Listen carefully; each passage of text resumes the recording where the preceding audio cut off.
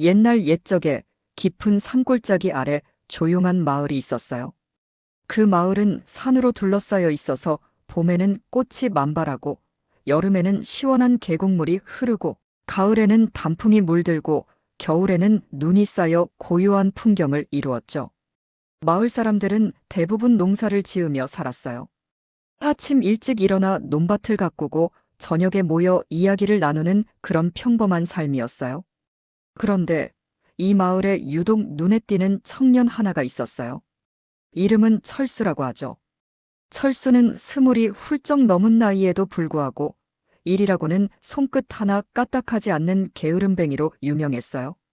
철수의 부모님은 그가 어릴 적에 병으로 돌아가셨어요. 그래서 철수는 작은 초가집에서 혼자 살았어요.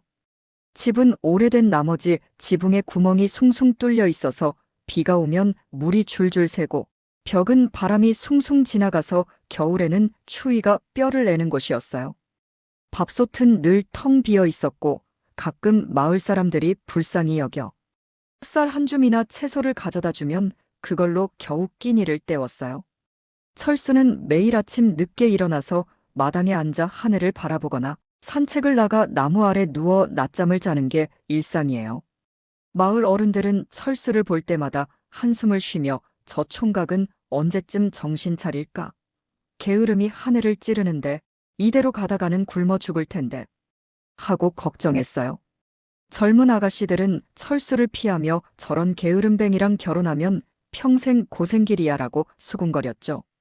하지만 철수는 그런 말에 개의치 않았어요. 인생은 즐기라고 있는 거지 왜 그렇게 바쁘게 사나 하며 웃어넘겼어요. 사실 철수의 마음속에는 어렸을 적 부모님의 죽음으로 인한 상처가 있었어요. 부모님이 돌아가신 후 세상이 무섭고 힘들게 느껴져서 일부러 게으름을 피우며 피하려 했던 거예요.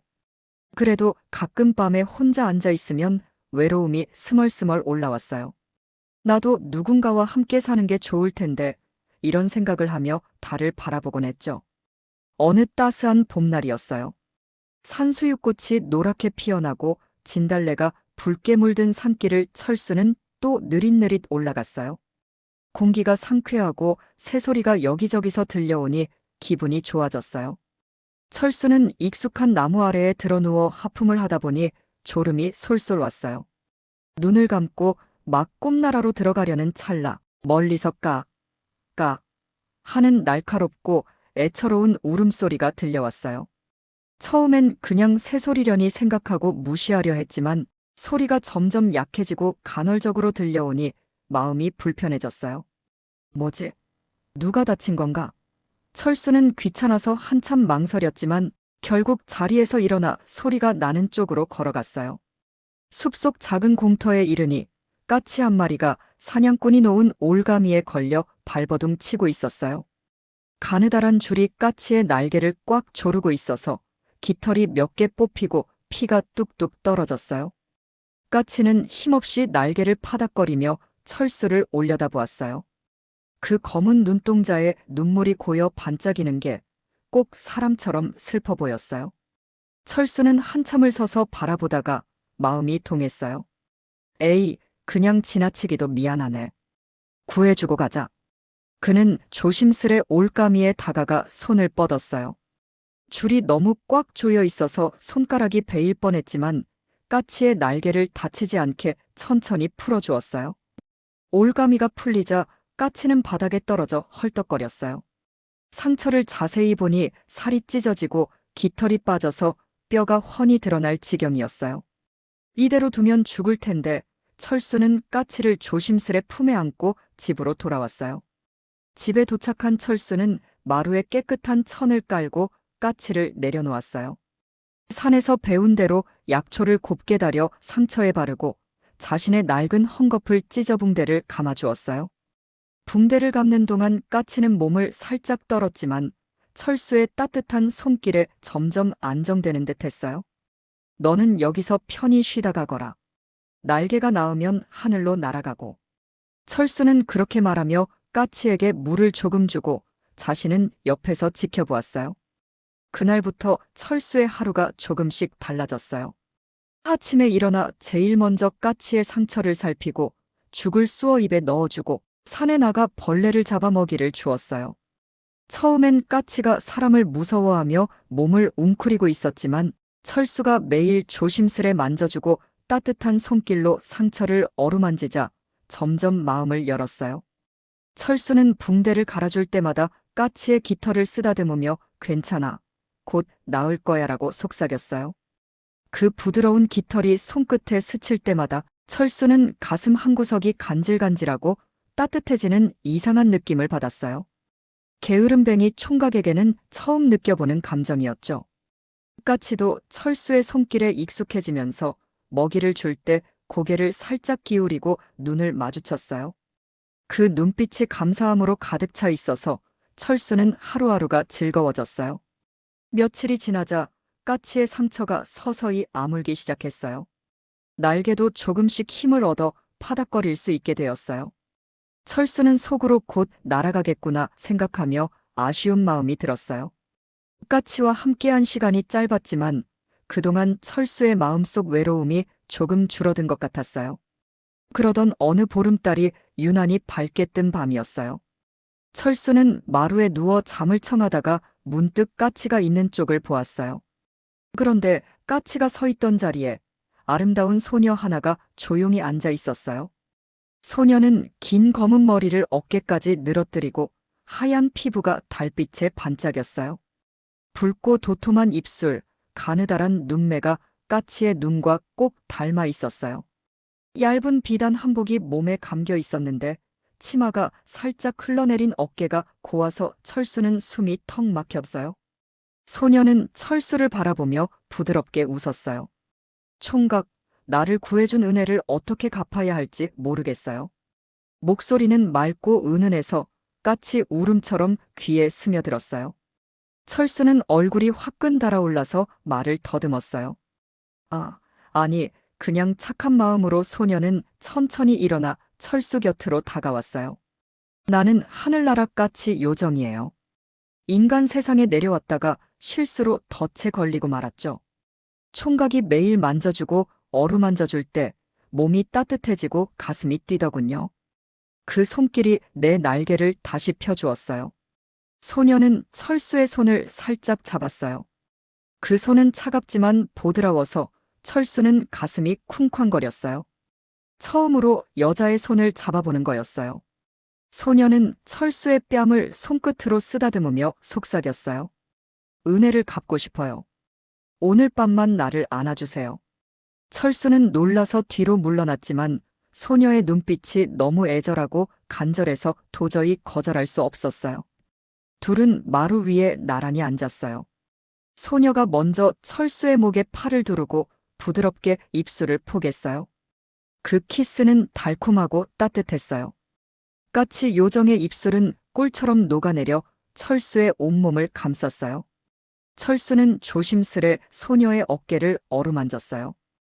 얇은 옷 너머로 전해지는 체온이 뜨거워서 손끝이 떨렸어요. 소녀는 철수의 손을 잡아 자신의 가슴으로 이끌었어요. 총각 여기 느껴보세요. 총각 때문에 이렇게 뛰고 있어요. 철수는 숨이 가빠져서 소녀의 치마를 살짝 걷어 올렸어요. 달빛 아래 드러난 하얀 다리가 너무나 고와서 눈을 뗄 수 없었어요. 소녀는 철수의 옷을 하나씩 풀어주며 속삭였어요. 천천히 오늘 밤은 우리만의 밤이에요. 철수의 손이 소녀의 허리를 감싸자 소녀는 작게 신음을 흘리며 몸을 더 가까이 붙였어요.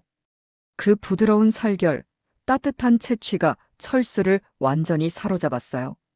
방 안은 까치 날개짓처럼 부드러운 바람이 불었어요. 소녀의 움직임은 우아하고 부드러웠어요. 허리를 천천히 흔들 때마다 철수는 눈이 먼 듯한 따뜻함에 몸을 떨었어요. 소녀는 철수의 귀에 대고 속삭였어요. 총각 더 가까이 내 날개를 활짝 펴주세요. 철수는 그 말에 정신없이 소녀를 끌어안았어요. 땀이 흘러내리고 숨소리가 거칠어지며 밤은 점점 깊어갔어요. 밤이 새도록 둘은 서로를 안고 따뜻함을 나누었어요. 소녀의 몸은 인간과 달리 만질수록 더 따뜻해지고 더 부드러워졌어요. 철수는 게으른 삶 속에서 처음으로 강한 욕망과 생명의 힘을 느꼈어요. 그 따뜻한 밤이 그의 몸과 마음에 새 힘을 불어넣었어요. 마침내 동이 트기 시작하자 소녀는 철수의 품에서 살짝 몸을 뗐어요. 이제 가봐야 해요. 하지만 은혜는 아직 다 갚지 못했어요.